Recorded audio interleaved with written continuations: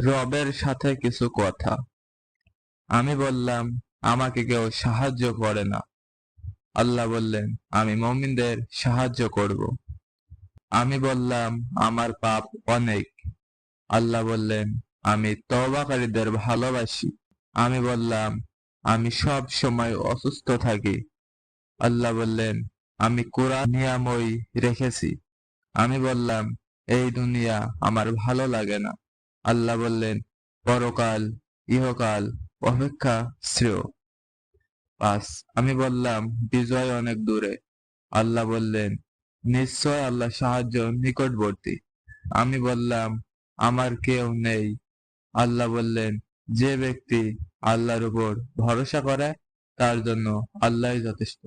সবকিছুর চাবিকাঠি একটাই, আল্লাহর উপর ভরসা।